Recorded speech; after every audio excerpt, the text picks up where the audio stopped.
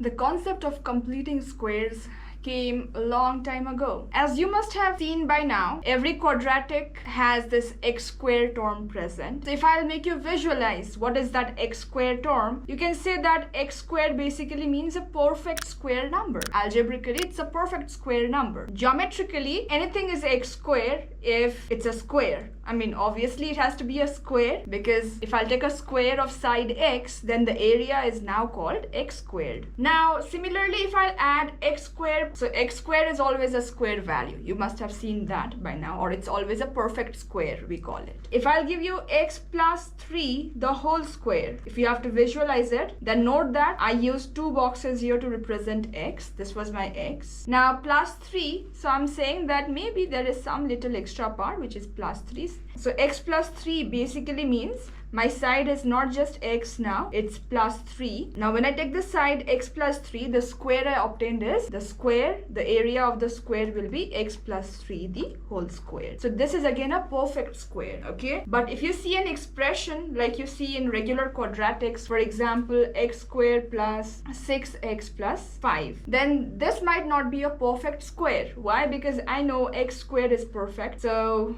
in this case, if I'll call this as x, then if this side is x and this side is x, the area is x squared plus 6x. Now, so this plus 6x, I can do one thing. If I have to visualize, then you already know this is x. If I'll say this is plus 6, you already know this is x. So the shape that you'll form now is not a perfect square. Instead, it is a sort of a rectangle, yeah? And now along with that, you have to add plus 5. So plus 5 units can look very small. So if I'm saying this is plus 5 units, if I'll use each box here as 1 unit box, then you can imagine something like this. I'm just helping you model how you can model x squared plus 6x plus 5. So here we are saying 1, 2, 3, 4, 5. So what do you see? The expression here is not a whole square, perfect square expression. But if you have these many units like this, you can arrange this whole shape into the largest square possible, okay?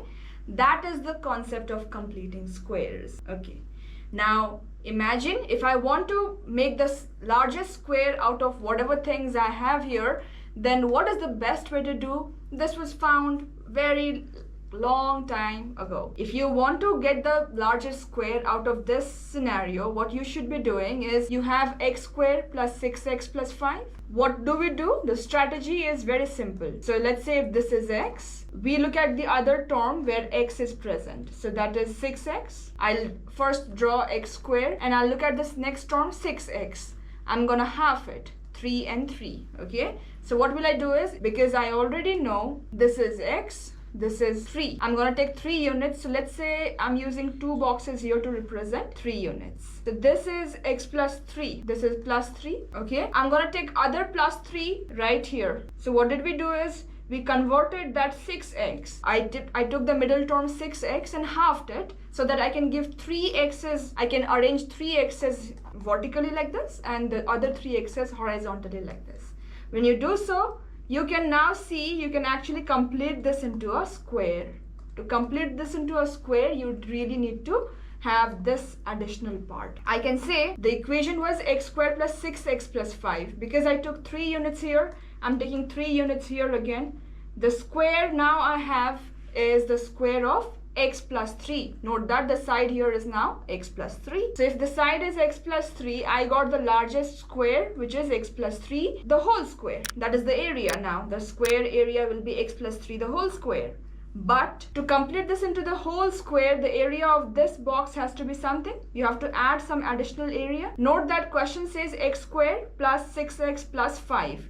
Plus 5 as in you need here 9 square units, because you see this is your 3 units and this is your 3 units. So the total area of this part that you have to add along is 9 units. Question has given you only 5. Note that x squared plus 6x plus 5 means question has given you just 5 and not that 9. So you don't have that perfect square. To make it into a perfect square, what you can do is this 5 can become 9 only when you add 4. Correct? Or when you have considered the entire square, the square has the area of x plus 3 the whole square.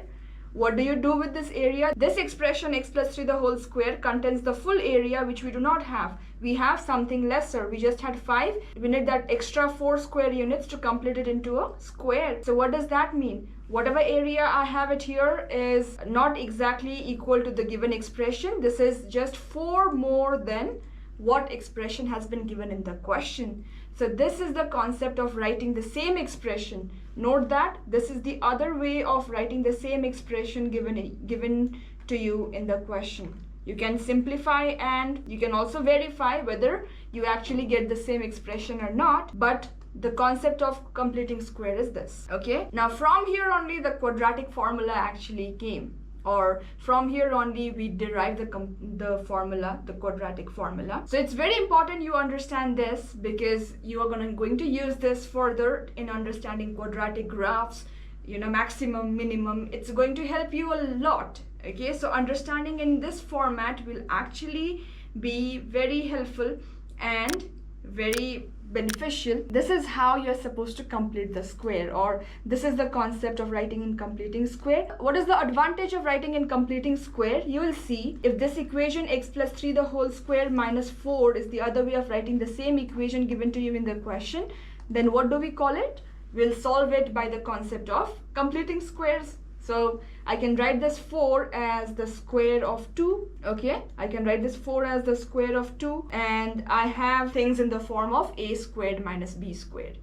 That is one option of doing it if you know the formula. Okay, if you'll carry on like this, x plus 3 the whole squared minus 2 squared. So this is in the form of a squared minus b squared, where you add them in one bracket, subtract them in the other bracket. Upon doing this, you will solve the answer. X plus 5 and x plus 1 equals to 0. So we get the value of x as minus 5 or minus 1. Okay, this is how we solve a quadratic. Once we have something written in the form of completing square, this is what exactly you can do. Or else, if you do not know the formula of a squared minus b squared, or if this is not a square number every time, then from here this equation can be done, or we can follow a different approach from here. That is, we can take this 4 to the other side. What happens if we do so? X plus 3 the whole square should be equal to 4. Now square goes to the other side. When you take square to the other side, remember a square root means basically the square root. Both values are possible. Both positive and negative values are possible when you're taking the square root. And upon solving this, x plus 3